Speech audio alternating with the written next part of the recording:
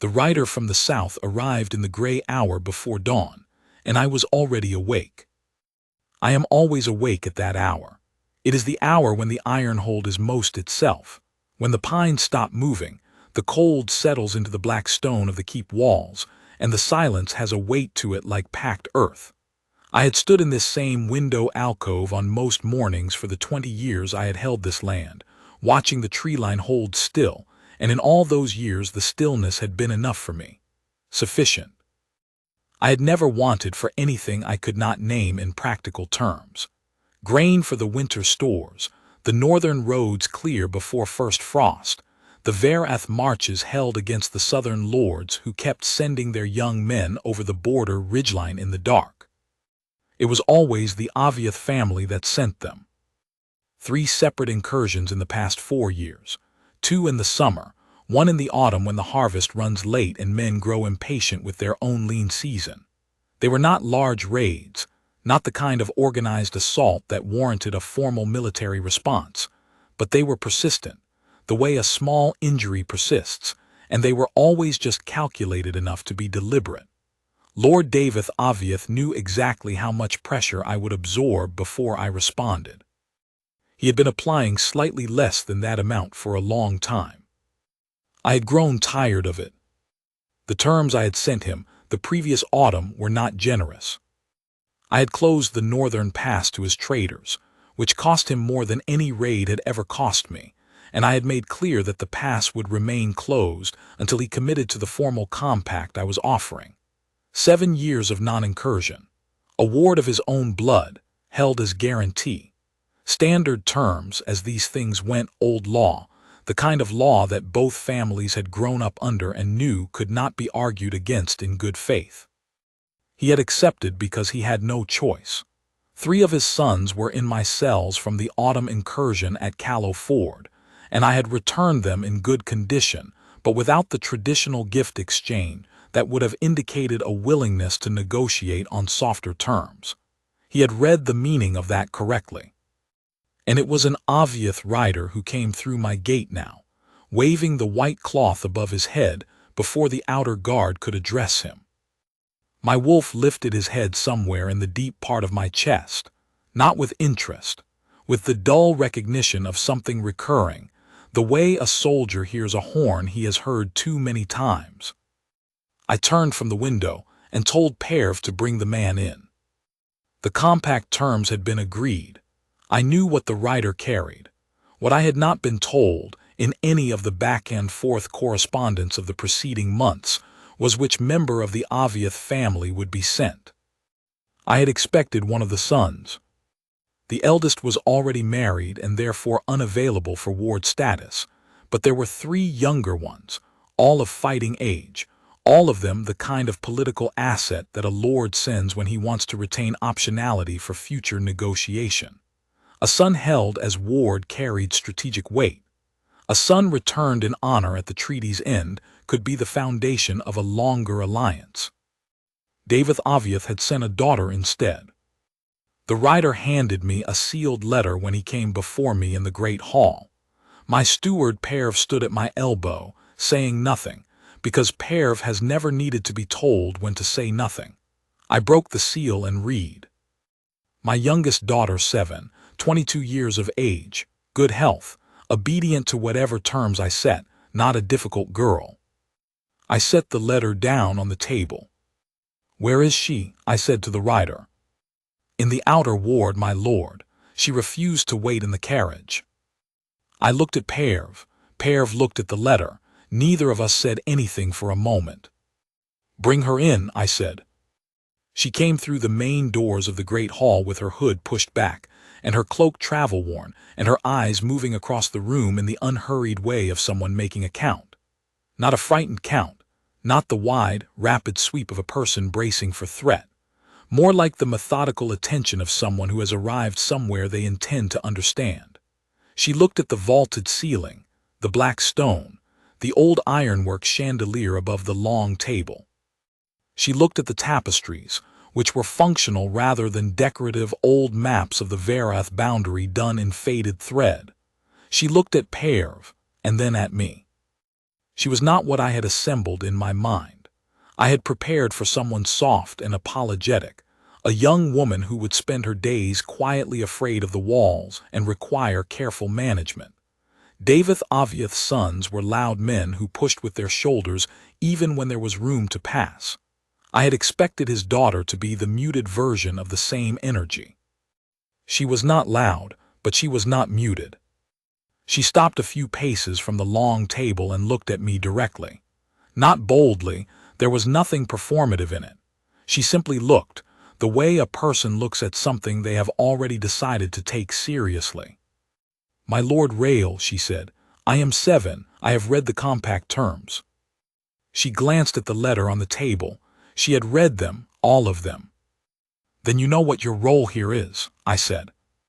"Ward," she did not flinch from the word.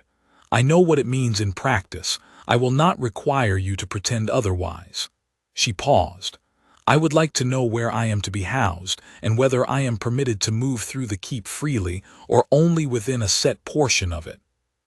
I had not expected that question first. Most people who arrived under constraint asked about warmth, about food, about how long they would be staying. She had asked about the architecture of her freedom. "Freely," I said after a moment, "within the walls. You will not go outside the outer gate without an escort." "Agreed," she said, as though we were settling a minor logistical point rather than the conditions of her captivity. I studied her for another moment. My wolf, somewhere in the deep chest quiet where he usually sat like a stone, had gone still in a way that was different from his ordinary stillness. His ordinary stillness was indifference, the settled, inward quiet of an animal that has stopped expecting anything of the world outside and has no particular objection to this. He had been in that stillness for a long time. Long enough that I had stopped noticing it, the way you stop noticing a sound that has been constant. This was different. This was attention, a pointed, alert quality, the kind he had not produced in years. He was oriented. He was present in the outward-facing way of a creature that has caught a scent and is assessing it. He was not pressing forward. He was simply awake, in a way that was distinct from his ordinary background functioning, and the fact of his wakefulness was itself information. I noted it. I pressed it down without looking at it. There would be time to look at things carefully. There would be time to be honest with myself about what I was observing, once I had observed it long enough to be sure of what it was. For now there was a ward to settle, a compact to honor, and a keep to run. The practical business of the day was not going to pause for my wolf's assessment of a southern lord's daughter, who had arrived in a travel-worn cloak, and asked about the gate before she asked about her rooms. "Perv will show you your rooms," I said. "Meals are at the 2nd bell in the morning and the 6th bell in the evening. You are not obligated to attend the hall." I paused. "You are also not obligated to keep away from it, as you prefer." She nodded. "Thank you, my lord." She followed Perv out of the hall, and I listened to her footsteps on the stone floor, unhurried. And I stood for a while looking at the sealed letter, and at the window, and at the gray morning outside the window, and I did not think about the stillness in my wolf's chest. I was very practiced at not thinking about things. She did not keep away from the hall. By the 3rd evening she was eating at the long table with Perv and my captains, as though she had been doing it for a month, not 3 days. She ate what was served without asking for adjustments, and she listened to the table conversation with the specific quality of attention of someone who is building a map, not passive listening, not polite waiting to speak, but an active, cataloging silence that absorbed information and filed it. I watched her from the head of the table and recognized the quality. I had it myself. Most people who develop it have been at some point in a room where what other people said determined what happened to them, and they had learned that listening closely was the only form of control available. When my head writer Orath began describing the collapse at the Tollern Passage, an old section of the eastern road had given way in the autumn frosts, and a cart had gone down into the culvert. She waited until he finished, and then asked one precise question about the depth of the culvert and the angle of the approach.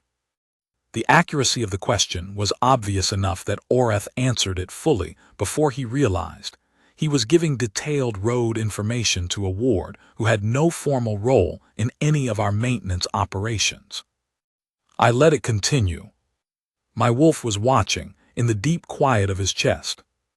By the first week she had found the hounds. I kept a pack of them, not hunting dogs but the great gray work hounds that patrolled the lower yards at night. They were useful animals, not warm ones. They tolerated the men who fed them and respected the men who trained them, and their social capacity ended there. They were selected for wariness. 2 of the younger ones had been specifically trained toward hostility, which suited their function. They did not approach strangers. Galt was the oldest of them. He had been with me 9 years, which is a long life for a working hound, and in those 9 years he had bitten 2 stable boys and one of my junior captains, and had recently developed an arthritic hip that made the stairs to the lower patrol route a slow business. He was not a warm animal. He was a very good hound who had long ago decided that the universe consisted of his handlers, his yard, and threats, with nothing in between. Seven was in the lower yard before the second bell one morning, crouched at the edge of the pen, and Galt was sitting with his chin resting on her knee. Oreth, who had come to find her because I had asked where she was, came to tell me this personally. He did not offer any commentary. He simply described what he had seen. His expression suggested there was commentary available, but he had made a professional judgment about whether to offer it. I went to look. She did not hear me at the gate. She was saying something to the hound in a low voice, not the high tone people use when they are performing affectionate animals. A plain, quiet voice, as though they were having a conversation that both parties were invested in. Galt's eyes were half closed. His arthritic hip was resting in a position that, given his usual preferences, suggested he had been there for some time and intended to remain. I stood at the gate for longer than I needed to. Then I went back to my study and spent an hour on the road assessment logs, and did not think about Galt's chin on her knee, or the specific quality of her voice in the yard, or the way my wolf had pressed forward the moment I came around the gate and saw her. I told myself it was novelty. I had had very few strangers in the keep. Novelty produces responses that are not informative. I was not certain I believed this. In the 3rd week she asked, through Perv, if she might have access to the keep's lower archive. The archive held 20 years of correspondence, trade agreements, boundary surveys, road maintenance records, and 2 generations of this family's political debts. It was not reading material for a ward. The instinctive answer was no. I thought about it for longer than it warranted. I thought about the quality of her attention at the dinner table. I thought about the question about the culvert angle. I thought about a ward who had asked about freedom of movement before she asked about food. She may use it, I told Perv. Nothing leaves the room. She does not copy documents without my authorization. Perv relayed the conditions. She agreed without any indication that she had expected a refusal.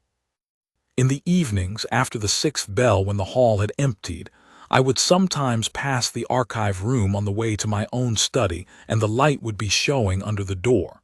She stayed late in there. I did not go in. I did not need to. Perv kept me informed, with the precise neutrality of a man who provides information and withholds interpretation as a professional discipline. At the end of the 1st month, he told me that she had reorganized the Southern Road ledgers. They had been arranged by incident date, the date a road issue was reported. She had resorted them by quarter-year cycle of the road section, which grouped related issues in a way that made the recurring frost patterns visible across multiple seasons. The maintenance team had used this reorganization to identify a problem section in the Werewolf road that they would not have found until it failed, and had pre-treated it before the freeze. She did not ask permission, Perv said. Did the maintenance team object? They asked her to do the same for the western sections. I looked at my steward. His expression provided no information he had not already delivered. "Tell her to continue," I said. Perv nodded as though he had expected this answer, which he probably had. He went away. I sat with that for a while. She had come here as a hostage and was reorganizing my road archives in a way that was, objectively, making my maintenance operations more efficient. She was not doing it to perform goodwill. There was nothing strategic in it that I could identify, no attempt to position herself favorably, no eye toward how it would be received. She had simply found a system she could improve and improved it, the way a person does when they are constitutionally unable to leave a poorly organized thing alone. I found to my genuine surprise that I did not want her to stop, not because of the maintenance efficiency, though that was real, but because the alternative was the image of her in her rooms, being warehoused cleanly, which was what her father's letter had described, and which, I had understood by the end of the first month, would have been an extraordinary waste. The collapse at the Thornwall mine came in the second month. It was a section of the upper tunnel, a fault in the old shoring timber that 3 of my surveyors had flagged the previous spring as requiring replacement, and which the winter had finally broken. The men inside had time to reach the lower chamber but not to get out. The access shaft came down with the tunnel section, and we had 12 wolves trapped 60 feet below with perhaps 2 hours of air if they rationed it carefully.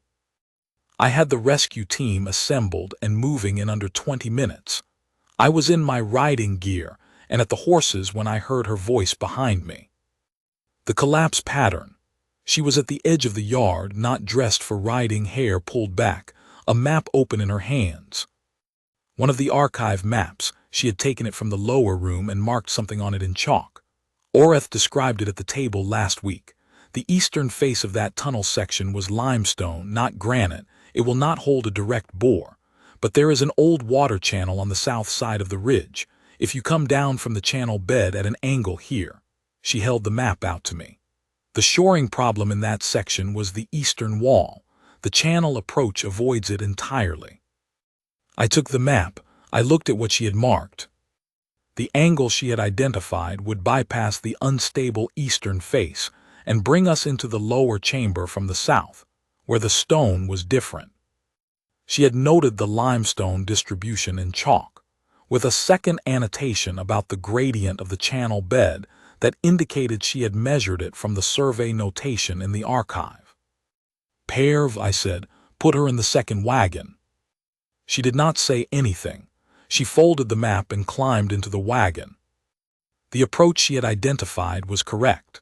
The water channel gave us a 17-degree angle into the lower chamber, and we were through in 3.5 hours, nearly an hour faster than a direct bore would have managed even if the stone had cooperated. 12 wolves, all living. The last man out was a 17-year-old boy named Callum, first season underground, who grabbed Seven's hand when he came out into the light and did not let go for a long time, standing in the gray afternoon with his eyes squeezed shut and her hand held in both of his. She held on to him. She said nothing, which was exactly the right thing. I watched that from 20 feet away and felt something move in my chest that was not my wolf and was not anything I had a word for at the time. It was the quality of her stillness. Most people, in the aftermath of something frightening, the tunnel collapse, the 3-hour wait, the emergence of 12 wolves who might easily have been 12 bodies, become loud in one way or another. They talk, they exclaim, they cry, they issue statements about what they will do differently. Relief announces itself. Even the most restrained people produce some outward signal of the release of held tension. Seven stood with Callum's hand in hers and held it while he shook, and she was absolutely still, not the stillness of someone suppressing a reaction, but the stillness of someone whose entire attention was directed outward, toward him. She was not managing her own relief. She was not present to her own experience at all in that moment. She was entirely given over to his. I had led men for 20 years. I knew what it looked like to have the quality of a leader, and I knew that the quality was rarer than the title, and I knew it was not always the person who stood at the front of the room. My wolf, for his part, had been pressing forward since the moment she climbed into the wagon, steady, insistent, with the quality of a current that runs deep and does not announce itself until you try to cross it. I had spent 3 hours not attending to it. I attended to it now, standing at the tunnel entrance with the last light going, and I let myself understand what my wolf had been trying to tell me for 7 weeks. I did not argue with it. I simply stood with it, the way you stand with a true thing until you have finished being surprised by it. Then I set it aside carefully because the honest thing, the only thing I could do with integrity, was to wait. She was here under obligation. She had no freedom yet to choose differently. I would not speak while that was true. I would not put anything on her that she had not asked for. But I did not put it away in the old way, the way of denial. I knew what I knew. I simply held it quietly and waited. On the ride back to the iron hold, in the gray late afternoon dark, I found myself riding alongside the wagon without having decided to. I was aware of this only after I had done it. "How did you know the limestone distribution was marked in the surveys?" I said. She was watching the road ahead. I had been reading the geological sections. The archive has 12 years of survey records for the mine areas. Someone did careful work on the stone classification in the 1840s, and the notations are still accurate. "You read the geological sections?" "I read everything in the archive," she said. "There is a great deal of it. I had the time." I rode beside her. "The channel gradient calculation," I said. "That was not in the survey record." She was quiet for a moment. "I estimated from the topographic notation. The margin of error was acceptable given the alternative." "You estimated it from topographic notation," I said, "while I was standing at the horses." "Yes." I had nothing useful to say to that. We rode in silence for a while. The pines were black against the fading light. "The boy," I said. "Callum." "He was frightened," she said. "He had reason to be. 60 feet down with the stone coming in and no way to know if anyone would find the right approach in time." She paused. "He will be all right. He is young enough to rebuild his relationship with the underground." "You sound certain of that." "He held on very hard," she said. "Fear that grips hard is fear that can let go. It is the quiet fear that troubles me more." I looked at her profile in the gray light. She was still watching the road. The silence between us for the remainder of the ride was not uncomfortable. It was the silence of two people who are paying attention to the same world and have temporarily run out of things to say about it, which is different from the silence of people who have nothing to say to each other. My wolf had stopped pressing. He was simply present, warm and quiet, and very much awake. 3 days after the Thornwall rescue, Lord David Avieth sent a letter. It was addressed to me and contained the expected language of a man performing concern without fully meaning it. He trusted that his daughter was well, that the compact terms were being honored, that there was no difficulty. He had added a postscript that was more revealing than he had intended. "She is not a difficult girl, my lord. She has always made herself useful wherever she is placed. I hope she has not been a burden." I read that line twice. Made herself useful wherever she is placed. The phrasing of a man who understood his daughter in terms of function, who had catalogued her capacity for adaptation as her defining quality without asking, or caring, what she might do if the adaptation were not required of her. He had sent her here as he would have sent a well-trained tool, expecting her to serve the immediate purpose and to cost as little maintenance as possible. She is not a difficult girl. She was not a girl, and she was not simple, and the fact that he thought of her as both told me more about David Avieth than 20 years of border disputes had. I wrote back that the terms were being observed, that his daughter was in good health, and that she was not a burden. I did not add anything else. The sentence felt insufficient and I sent it anyway, because the alternatives felt like things I had no right to commit to paper yet. I set the letter in the outgoing post, and spent the following week attending very carefully to road correspondence and mine inspection schedules, and the routine of administrative competence that had constituted most of my interior life for 2 decades. It did not work as well as it usually did. What I kept returning to, in the evenings and in the gray pre-dawn hours, and in the in-between moments of the working day, was a sequence of images I had not asked to accumulate. Seven crouched in the lower yard, talking to Galt with the patience of a person who does not need the conversation to go anywhere in particular. Seven at the hall table with Callum's hand in hers.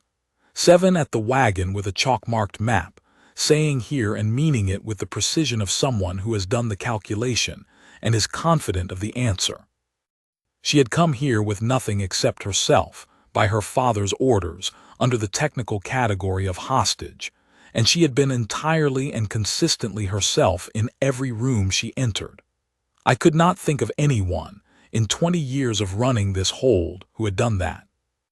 Most people who come to the iron hold adjust themselves to the weight of the place. The stone is heavy and old, and the silence is particular, and people feel the weight, and they become quieter or more formal or more deliberately useful in compensation. They arrange themselves relative to the keep's existing shape. She had not arranged herself. She had simply been what she was, and the keep had somehow, over 6 weeks, arranged itself around her instead. My wolf knew what that meant. I was beginning to, as well, which was a problem I intended to think about carefully before I did anything with it. In the 8th week, she began teaching Callum's sister to read. I learned this from Perv, who learned it from Orath, who had discovered it when the girl, 8 years old, named Myra, failed to appear for her morning duties in the lower kitchen, and was found instead in the south corridor with a piece of chalk and a slate that Seven had procured from somewhere, practicing the shape of letters with the careful attention of someone who has been told this matters. She asked Myra's mother, Perv told me. The mother agreed. She did not ask me. No, my lord. The girl's father was one of the miners from the Thornwall collapse. The family was settling back to normal, but settling takes time, and Myra had been moving through the keep's lower levels at odd hours with the restless, undefined energy of a child whose household had been frightened and has not finished healing. Seven had noticed. She had done something about what she noticed, without ceremony, without calculating whether it was within the scope of what a ward was permitted to do. Tell her to continue, I said. Perv nodded. I had assumed you would say that.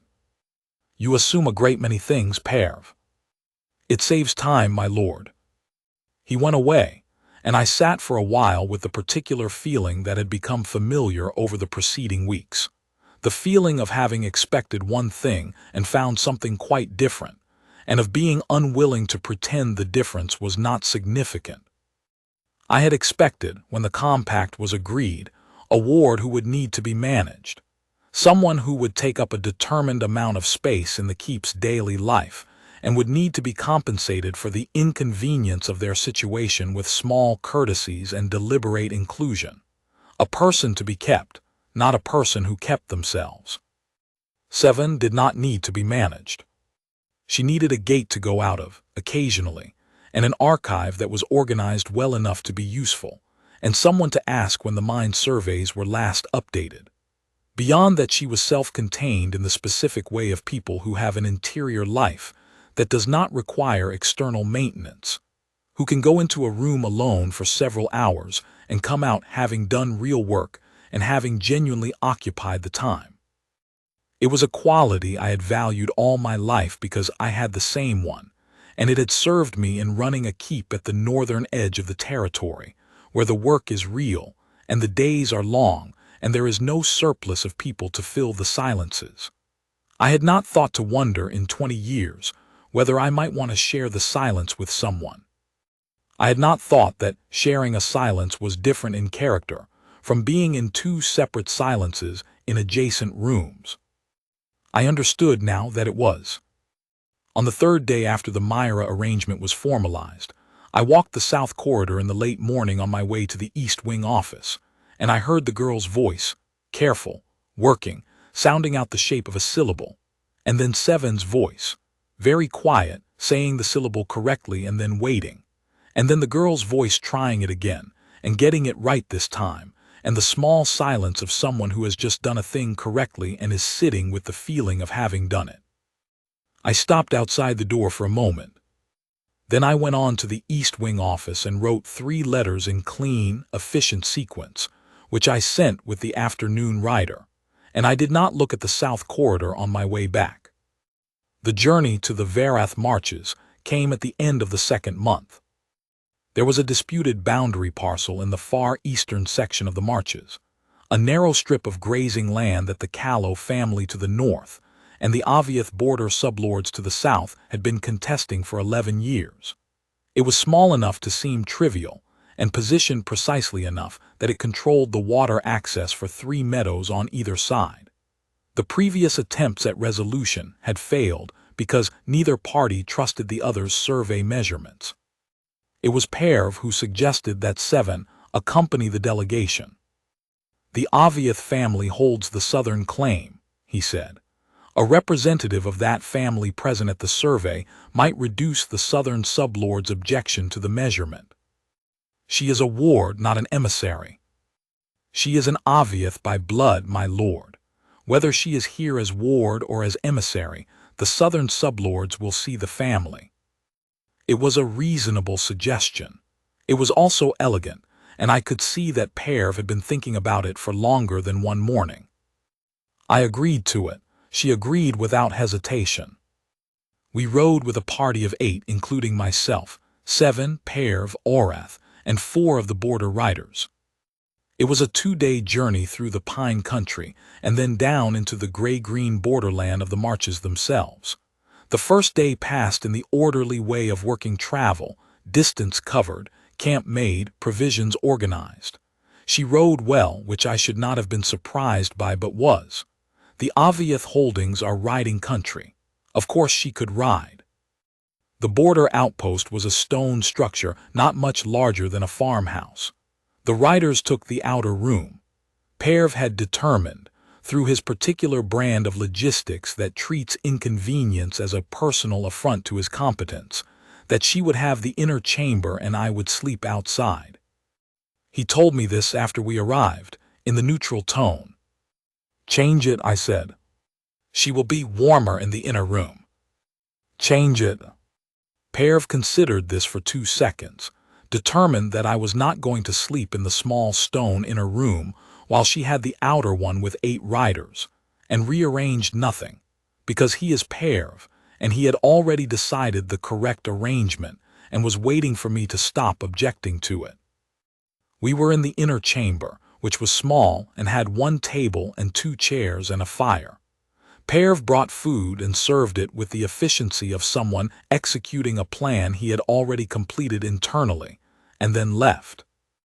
We ate without awkwardness, which was itself revealing. She had a way of sitting in silence, occupying it without filling it, that I recognized, because I had the same quality. People who have had to be careful about what they say in rooms that matter develop a particular relationship with silence. They do not treat it as empty. They treat it as a substance with its own texture. "Your father wrote," I said, when the meal was nearly finished. She looked up. I assumed he would. "He asked if you were well." "I am." She set down her cup. "Did he ask anything else?" "He said you were not a difficult girl." I watched her face. He meant it as praise. Something moved in her expression, not quite amusement, not quite grief, a complex thing that occupied the space between them. She looked at the fire. "He does," she said, "mean it as praise. He has always valued adaptability." She paused. "In horses and in daughters both." "And in sons." "In sons he values other things." She said it without bitterness, which was harder to hear than bitterness would have been. Sons who adapt too readily to circumstances are not considered strong. Daughters who do not are not considered useful. I learned to be useful. You did, I said. She glanced at me, and I realized too late that I had said it with something in my voice that was not merely acknowledgement. A weight that belonged to the months of watching her work, watching her simply be herself in every room she entered, with the calm of someone who has not been told to make herself small, and has also never thought to make herself large. The road ledgers, I said more carefully, the mine approach, the reorganization. I needed something to do, she said, accepting the redirect without indicating she had noticed it. The alternative was sitting in my rooms. Most people would have sat in their rooms. I know, she looked at the fire again. I tried, I'm not very good at it. No, I said, you are not. The fire shifted. Outside the outpost walls the pines were holding the dark and the wind was low. Do you prefer it, she said after a moment, the quiet? The iron holds quiet. Anywhere, it is very quiet there. I thought about how to answer that. I built it for the quiet, I said. 20 years ago when I took this hold, it was a different kind of place. Louder, more motion. People coming and going for purposes that were not always clear, and the noise of it and the energy. I paused. I did not find the motion useful. But you found the quiet useful. I found it necessary, I said. That is not the same thing. She was still for a moment in that way of hers. I think I understand that, she said. I believed her. She had grown up in a large household with the specific quality of noise that large, performatively social households produce, noise that demands participation, that treats silence as absence or deficiency. She had learned to be quiet inside that noise, which takes a different kind of effort than simply being in a quiet place. We sat for another hour, and the conversation moved through the survey logistics and the boundary arguments, and then, gradually, through less practical things. She described the Aviath holdings with the precise, affectionate detail of someone who loves a place clearly enough to see its faults. The way the southern forest turned in the autumn months, the quality of the light in the eastern pastures, a particular spot near the river that her father considered minor, and she had always considered essential, without being able to explain to his satisfaction what essential meant. I found myself telling her about the iron hold in winter, the way the pines look when the first heavy frost takes them, the particular color the sky makes before snow, the way Galt moves when the temperature drops sharply, his arthritic hip making him careful on the steps, and how he has never in 9 years shown any indication that the stairs bother him or that he finds the cold uncomfortable, because he is a hound and hounds do not complain about physical facts. He likes you, I said, without having intended to say it. He does, she said. I was surprised. He bites people. He bit 2 stable boys and 1 junior captain, she said. Perv told me, I think as a caution. It was a caution. Yes, but he smelled the chalk on my hands from the archive work when I first came to the pen, and something about it. I think he had been used to the smell of paperwork from a previous handler. He decided I was familiar before I had done anything to earn it. She looked at the fire. Sometimes you are trusted before you deserve to be, and the only thing to do with that is be worthy of it afterward. I sat with that. My wolf was very, very still, not the stillness of being suppressed. The stillness of an animal that is exactly where it wants to be and has no desire to move. We went to our respective corners of the room when the fire burned low, and the night passed without incident, and in the morning we rode to the disputed strip in the borderland. The survey took most of the day.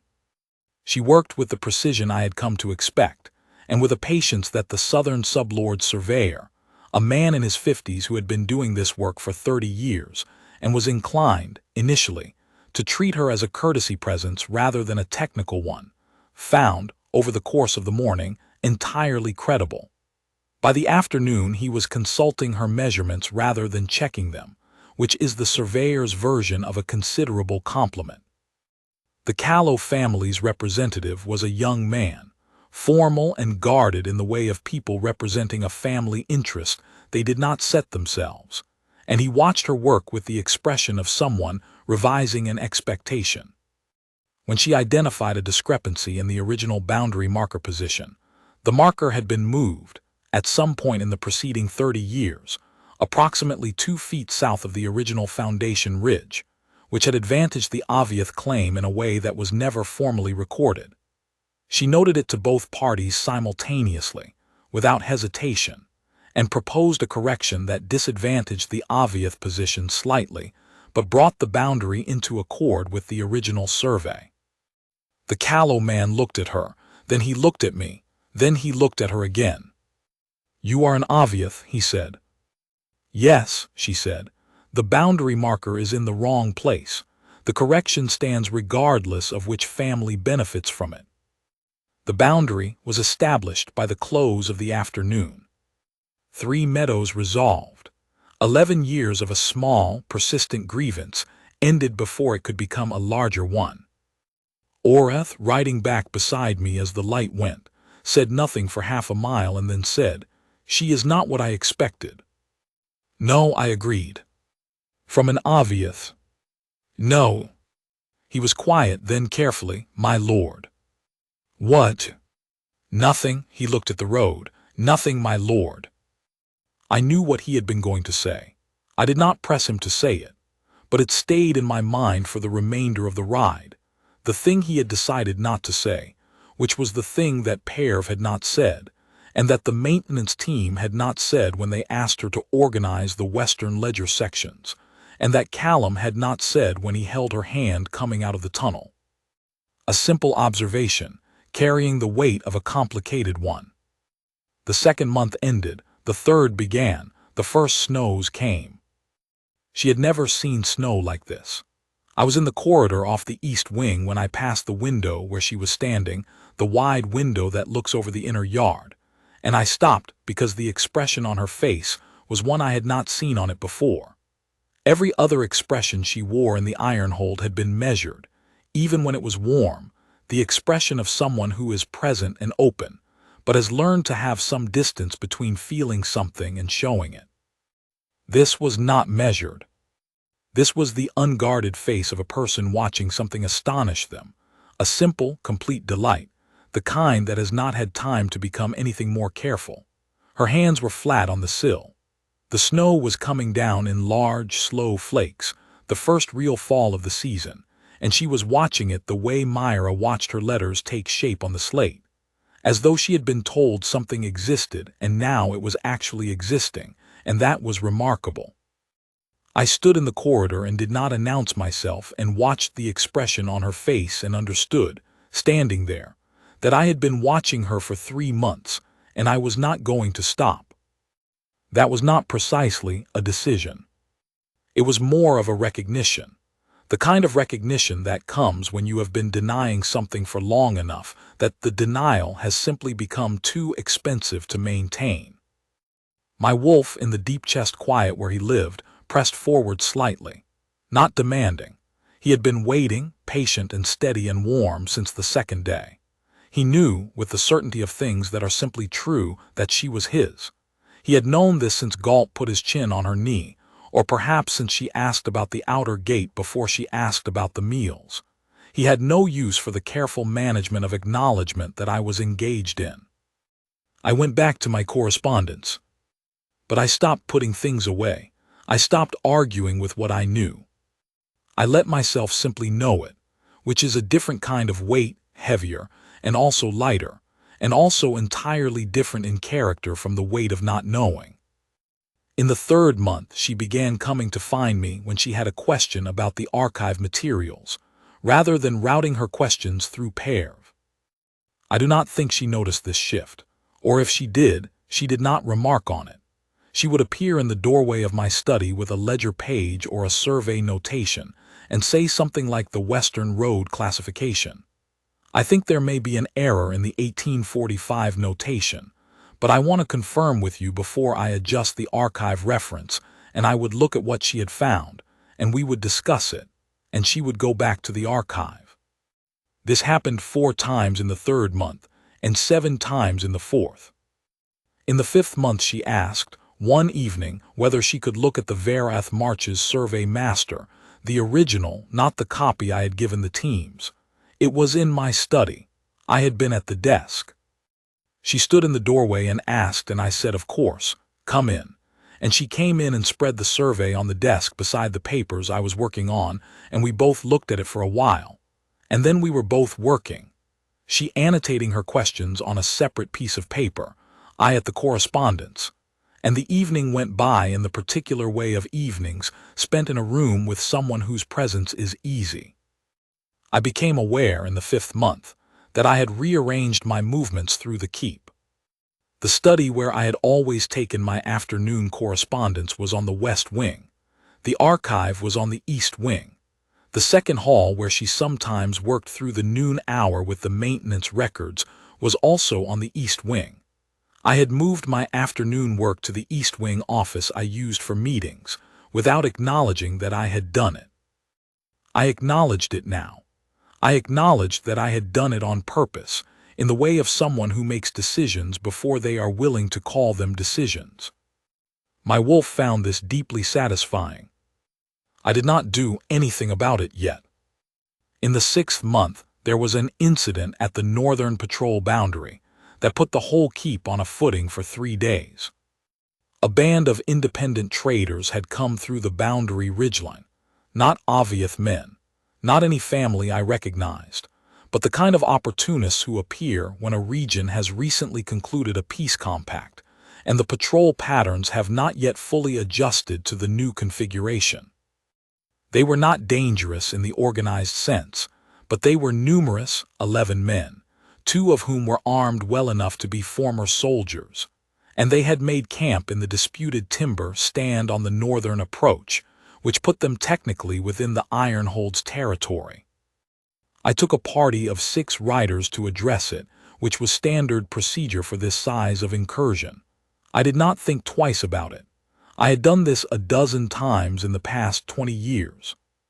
I was 3 hours out from the keep when Perv sent a rider after me. The rider carried a sealed note. I broke it open on horseback. My lord, the ward has asked to accompany the patrol party, citing familiarity with the boundary notations for the northern approach and the ability to assess the timber stand's legal status under the compact provisions. I told her the party had already departed. She asked whether there was a secondary route and began consulting the archive survey. I am sending this as notification only. P. Asterisk. I read it twice. I had, for the first time in 6 months, ridden out without telling Perv where she could, and could not go while I was away. It had not occurred to me to leave an instruction about it, because the instruction had always been self-evident. Ward status, access within the walls, escort required outside. But Perv's note had a quality to it, the specific neutrality of a man who has made an observation and is presenting it as information rather than commentary. She had not waited for permission.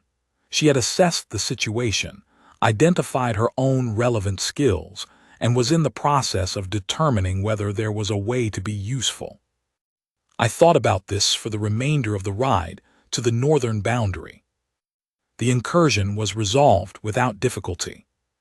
The men were traders who had made a poor navigational choice, not a deliberate encroachment, and the leader was cooperative when presented with the compact provisions that defined their position relative to the boundary.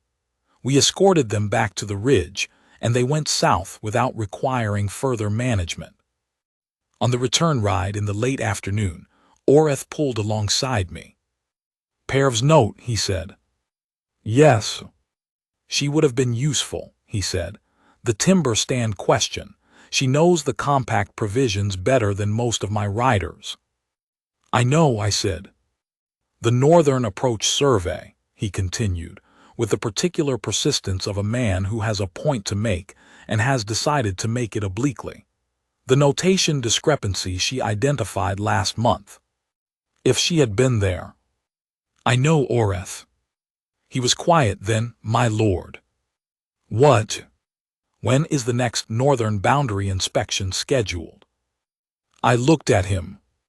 I am asking, he said carefully, because if it requires archive notation expertise, it might be worth considering whether the ward.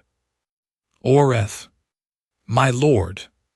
We will discuss the inspection schedule when we are back, I said. He nodded, satisfied, and fell back. I rode ahead of the party and spent the last hour of the return journey thinking not about the northern boundary or the traders or the timber stand, but about the quality of wanting to turn back, which I had felt for approximately the first hour after Perv's note arrived and had suppressed by directing my attention to the work at hand. I had wanted to turn back and verify that she was occupied safely and that the keep was as I had left it, which was not a rational concern. Perv was entirely capable of managing the keep in my absence, and had been doing so for 19 years, but was a powerful one. I understood what that meant. I had been understanding it for some months. I was simply waiting until I could say it honestly, which required that she be free. When we rode in through the outer gate, she was in the yard near the east wing entrance, apparently returning from the archive. She had a ledger under her arm. She saw the party come in and she counted us automatically, the way she counted everything, and then she stopped counting and simply looked, and I saw on her face, briefly, the expression that was there before she managed it away. Relief, the unguarded, whole relief of someone who had been waiting for something to return. It was there for a moment, and then it was managed, tucked back into the appropriate place, and she nodded to Oreth as the party dispersed and went back toward the archive entrance. I watched her go and did not say anything. My wolf had been awake since that moment at the gate, warm and certain, pressing forward with the steady patience of something that knows time is on its side. I would speak when she was free. I would wait. The 7th-month letter came. It was addressed to me, and it carried the obvious seal, and the language of it was careful in the way of a man managing multiple interests. What it said, beneath the careful language, was that a southern trading consortium had approached Lord Aviath about a marriage alliance for Sevan. He was informing me because the timeline would begin shortly after the treaty's end. He expected no administrative inconvenience. He was simply keeping me informed. Administrative inconvenience. I sat with that letter for a long time. The fire in my study burned down. The 7th month's early dark settled outside the windows. I could hear Galt moving in the corridor, the slow, steady sound of an old hound doing his rounds. My wolf was very still. Not the restful stillness of the month since the snow window, the stillness before something breaks. The honest reckoning was this: she had come here under obligation. Everything she had done here, the archive, the hounds, the mine, the boundary survey, the evenings in my study, the conversations at the border outpost, she had done while she was constrained. I could not, with the certainty required to act, know whether she would have chosen any of it if choice had been available from the beginning. She might have chosen differently. She might have gone south to the consortium, to a life arranged by her father with a man who would see her the way her father saw her, as an asset to be placed usefully. She might have been content in that life. She might have made herself useful there too, because that was her nature. I did not know. That was the problem. I did not know, and I could not ask, because asking while she was here under obligation was itself a form of pressure, however carefully I phrased it. The decision I made that evening was simple. I would say nothing. I would wait. The treaty term would end. The ward provision would conclude. She would be free to leave. And I would watch, not to intercept, not to prevent, but to see what was true. I did not reply to David Aviath's letter that week. 4 more months passed. I watched, and I said nothing, and I continued to arrange my study hours on the east wing. She continued to come to my doorway with archive questions. She continued to eat at the hall table, to work with Myra on the slate, to have her mornings in the lower yard with Galt. In the 9th month, the maintenance team asked her to oversee the resurvey of the western mine approaches, not because I had suggested it, but because the team leader, a practical man named Forvin who had worked in the mines for 15 years, had concluded that she was the best person for it and had gone directly to her. She asked me, through Perv, whether the assignment was within the scope of her ward status. I sent back a one-line reply: the scope of her time here is what makes it useful. She sent nothing back, but that evening she was at the table for the 6th bell meal, and she looked at me when she sat down with the expression I had come to know, the one that was a fraction too honest to be managed, the unguarded one. And then she looked away and ate her meal, and we talked about the Western Mine Survey, and the evening was easy, and my wolf was at rest. In the 9th month, Myra read her first complete paragraph aloud. I was not present for it. I heard about it afterward from Perv, who had been walking past the south corridor and had heard it through the open door. He described it with the compressed economy he uses for things that have moved him more than he wants to admit. The girl's voice, slow and careful, working through each word and not stopping, reaching the end of the paragraph and then looking up and looking at Seven and saying, "Did I do it right?" And Seven had said, "You did it perfectly." Perv delivered this report in the neutral tone.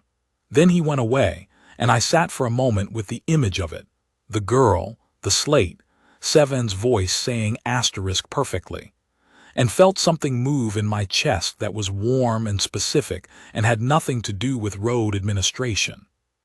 I went to the archive and found the geological survey records that Seven had recommended for the mine pre-assessment, and I reviewed them for approximately 4 minutes before I understood that I was not going to be able to read geology that afternoon. I went instead to the East Wing office and worked at correspondence for 2 hours, which I completed with sufficient efficiency that I finished early and walked the upper keep circuit in the early dark before the 6th bell, which is not something I generally do. Galt came with me. He did not need to be invited. He had begun accompanying me on the upper circuit approximately 3 weeks after Seven arrived, as though he had determined that this was now a matter of some importance and he was not going to be uninvolved. In the 10th month, on a clear cold morning, she found me at the east window, the one that overlooks the pine country, and stood beside me without speaking, and we looked out at the frost in the trees together. She had come looking for something in the east corridor. I did not know what and did not ask, because she came to stand beside me and the question seemed unnecessary. She looked at the bark of the nearest trees, which had a particular look in the cold morning light, and she described, without preamble, what the pattern indicated about the previous month's temperature. The way a hard frost followed by a warmer period left a specific mark in the outer layer, a frost record that you could read if you knew what you were looking at. I listened to her describe it, and I watched her face while she described it, and I thought, this is the thing I have been waiting to see, not the pattern in the bark.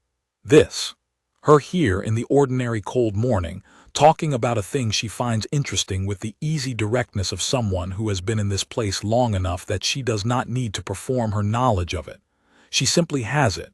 She simply is here, in the way of someone who belongs. I thought it and did not say it. I would say it at the right time, which was not yet. But the right time was coming. The treaty term was ending in 2 months, and she would be free, and I would speak then. And until then I stood beside her at the window and listened to her describe the frost record in the bark and felt, for the first time in 20 years, that the gray pre-dawn hour was not just sufficient. It was full. I would say it at the right time, which was not yet. The letter from the consortium came in the 11th month. It was addressed to her, not to me. It came through my courier system, and protocol passed it to the steward's office unopened. Perv brought it to me, her name on the outside, the consortium seal. I held it for a moment. Then I called for her. She came to the study door, the same practical dress, chalk on her hands, which meant she had been with Myra that morning. She saw the letter and did not reach for it. She looked at my face instead. "The Calorath Trading Consortium," I said, "addressed to you." "I know what it is," she said. "My father wrote to tell me 2 months ago." "He did not ask your view." "He does not, as a rule." She looked at the letter where it sat on the desk between us. "He told me the terms were favorable, that I should consider the arrangement seriously." "And have you," I said, "considered it?" She was quiet for a moment. "May I ask you something directly, my lord?" "You have never needed to ask permission for that." She looked at me. "Have you given any thought," she said, "to what you will do when the treaty term ends?" I had given almost nothing else any thought for 4 months. "I have," I said. "And—" I looked at her. She looked back, in the way she always did, directly, as someone worth looking at, not as a lord to defer to or a threat to manage.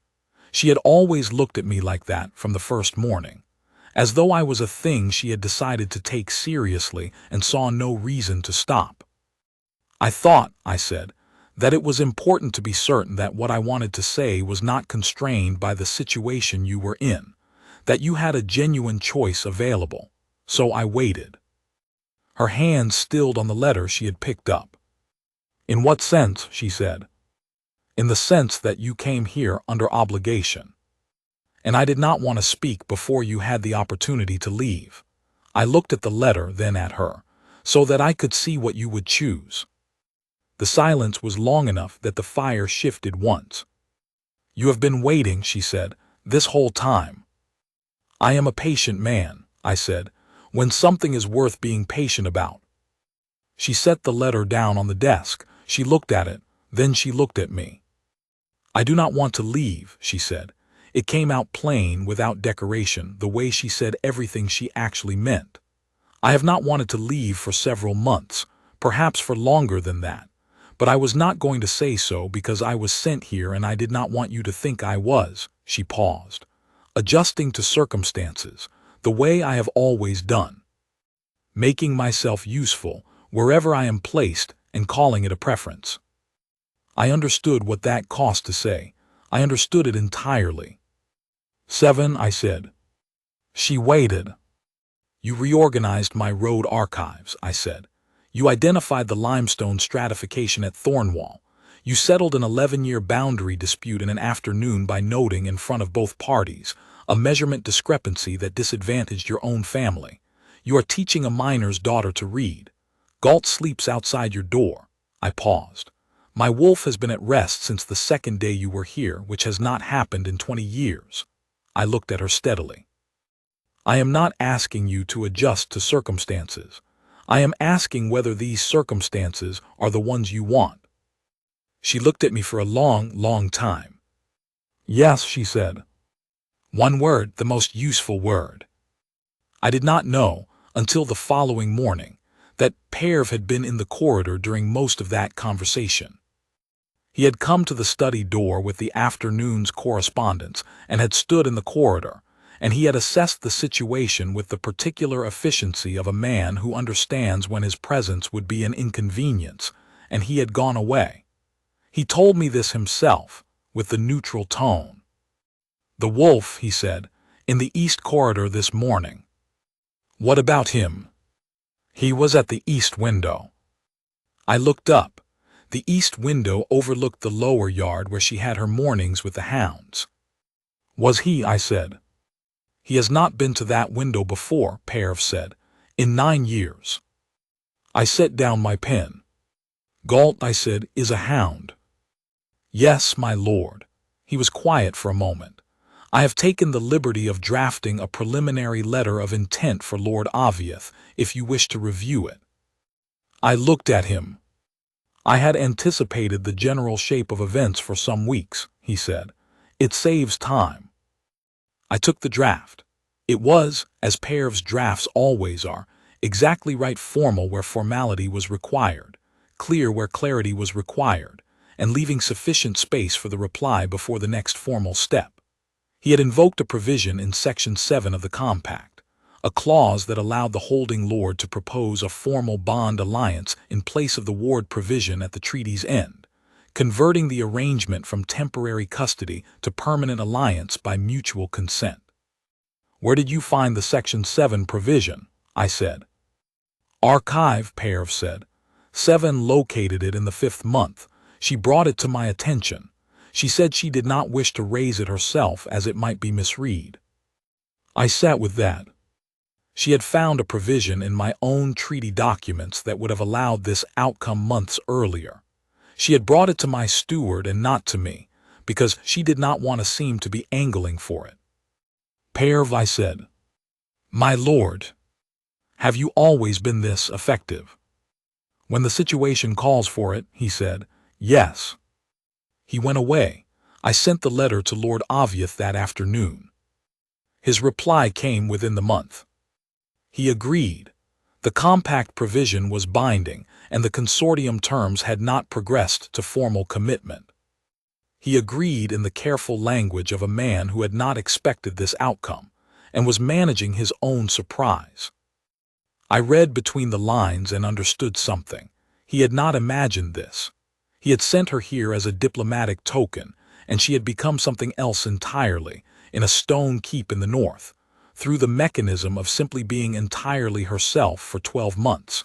He had not thought to wonder what she might become if put somewhere that required something real of her. He had thought she would wait cleanly and come home. He wished her well. I thought it was probably sincere. He was not a cruel man. He was a man who had never paid close enough attention. She read the letter when I showed it to her and was quiet for a moment and said, "He will be all right." She knew him and I did not, and she was generally right about people, so I believed her. The treaty term ended on a gray morning in the early spring. The formal dissolution happened in the Great Hall, with Parav reading the compact provisions and the date confirmed and all the required language delivered. It lasted 20 minutes. At the conclusion, the peace ward status was formally closed. I had assembled the keep's senior staff for the formal occasion, as protocol required. Orath was there, and the mine supervisors, and the maintenance team, and the South Corridor guard, and Myra, who had been placed in the hall by Parav in the way of someone who had planned this occasion thoroughly and considered her necessary. When the dissolution language was finished, I spoke. I had not prepared remarks. I had thought about what I wanted to say for months, and the thinking had resolved itself into something simple, which is usually what happens when you have been honest with yourself about something for long enough.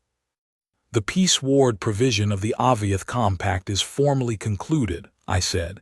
"In its place, under Section 7 of the same compact, I am invoking the formal bond provision." I looked at her. 7. "Will you stay, not because duty sent you, but because this is yours?" She was standing by the east window. The spring light was behind her. She had not put the chalk away yet from the morning's lesson with Myra, because the lesson had run long, because Myra had been reading a passage from the archive survey records that she had found herself and wanted to share, and neither of them had wanted to stop. She said yes. The same word as before, plain, without decoration, the only word that mattered. The hall was very quiet for a moment. Then Myra started to clap. She was 9 years old and she did not fully understand the compact provisions, but she understood 7, and she was happy, and her happiness required expression immediately.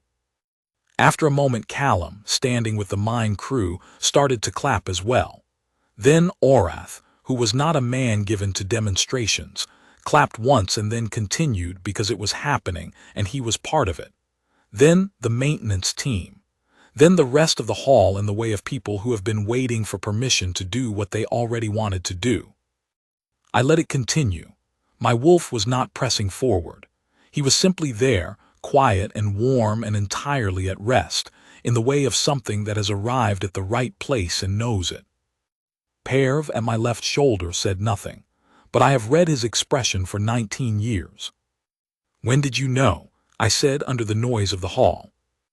He considered the question seriously. The second day, he said. When she asked about the outer gate access, before she asked about the meals. That told you. She wanted to know the shape of the place before she needed anything from it, he said. That is not the habit of a person who intends to stay a stranger. He paused. The hounds confirmed it. In the center of the hall, Myra had reached 7 and was holding both of her hands and telling her something with the urgency of a child who has been waiting to tell someone something for some time. 7 was listening with her whole body, the way she always did. Thank you, I said, for the draft letter for the Section 7 reference. She found it, Perv said. I only kept it. Spring came properly after that. She had not seen the pine country in spring. I showed her not as a formal occasion, not as a managed tour, but in the ordinary way of two people who are in the same place and both want to see a thing.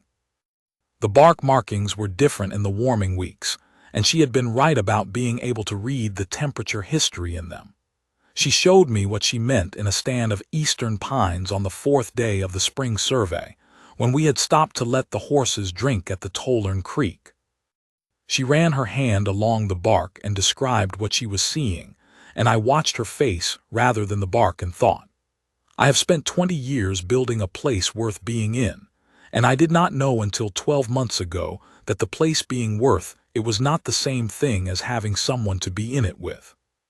Galt padded along behind us on the survey route. He was old and moved slowly, with the careful attention to his hip that he had never in 9 years acknowledged needing. He did not want to be left behind. I understood the feeling exactly. She was describing the water-right question from the spring melt at the Callow boundary when she stopped and looked at me with the unguarded expression and said, You are not listening to the boundary question. No, I said. What are you listening to? I thought about how to answer that. I am not a man who has ever had an easy relationship with the language of feeling. I use precise language for precise things, and what I felt standing beside the Tollern Creek on that April morning was not a precise thing. It was large and ordinary and present in mine. I am listening to you, I said. The boundary question is the occasion. She looked at me for a moment, and I looked back, and the morning held still around us the way mornings do when something is happening in them that deserves attention. I am glad you are patient, she said. So am I said. It required some effort. She laughed, a real one, brief and unguarded, the kind she produced when she was not expecting to find something funny and found it anyway. I had heard it perhaps 8 or 9 times in the preceding year. I realized, been paying attention each time. She stepped slightly closer, not closing the distance entirely, but reducing it, the way of someone checking whether a thing is permitted before committing to it. I did not move back. The 7th month was difficult, she said, when my father's letter came. You knew about the letter. I knew he had written. I did not know what he had said. I could tell, from the way you were careful afterward, that it had been about the consortium arrangement. You were more deliberate than usual, a tighter quality to the quiet. I looked at her. You noticed that? I have lived in the Ironhold for a year. I know the difference between your ordinary quiet and the quiet that comes when something is sitting in you that you have decided not to address yet. She paused. You are a very contained person, Rael, but you are not a closed one. There is a difference, and it took me until the 4th month to understand which you were. And which did you conclude? Contained, she said. A closed person is closed all the way through. A contained person is holding something carefully. Those are not the same. I stood with that for a moment. 20 years of running a keep alone, and a woman who had known me for 12 months had named the distinction more precisely than I had ever named it myself. The 7th month, I said. What did you do with it? I reorganized the Eastern Mine Survey records, she said. All of them. It took 3 weeks. I know, Forvin mentioned it. It was useful work, she said. and I needed something to do with my hands. She looked at the creek. I did not know whether you would, I did not know what you intended. I knew what I hoped, but I had been wrong before when I thought I knew what a situation contained, and I have learned to be careful with hope. 7. She looked at me. You were not wrong, I said. She was quiet for a moment. Then she took my hand, not the formal way, but the direct, quiet way of someone who has decided to close a remaining distance. And she held it, and we stood at the edge of the creek in the spring light with Galt at our feet, and the pines making their soft sound in the warming air. I am going to stay, she said. It was not new information. It was a statement offered into the morning, as a declaration made to the place itself as much as to me. I know, I said. The Western ledgers still need work. I know. And Myra needs at least 3 more months before she will be truly independent with the longer passages. 7, I said. Yes. I know. She was quiet for a moment. Then she leaned her head against my shoulder, with the ease of someone who has decided to trust a surface with their weight. I stood very still. My wolf was at rest. The creek ran. The pines moved. Galt put his head down on his paws and closed his eyes slowly, with the satisfaction of a very old hound who has been right about something for a long time and is prepared to rest in that knowledge. This is what I think of now when I think of what it means for something to be fated. Not the dramatic recognition, not the fire or the public claiming of it, though those stories are not wrong, and I have given her the public recognition in my own hall, before my own people, and I would do it again and again, as many times as the world required. But sometimes the fated thing is quieter than that. 2 people who arrived at each other sideways, through duty and limestone surveys, and a 9-year-old hound who simply knew, and the slow and certain accumulation of ordinary mornings, until the morning when there is no distance left. She stayed. The Western ledgers were finished by autumn. Myra, who could read anything you put in front of her by the following spring, came to tell 7 this herself, with chalk on her hands from a passage she had been practicing, and the specific pride of a person who has learned they are capable of something they were not told to expect of themselves. 7 held both her hands and listened to her read the passage through, from start to finish, without stopping once. And the iron hold, which had been quiet for 20 years in a way that was necessary rather than sufficient, became, in the easy and unhurried way of all the best things, both.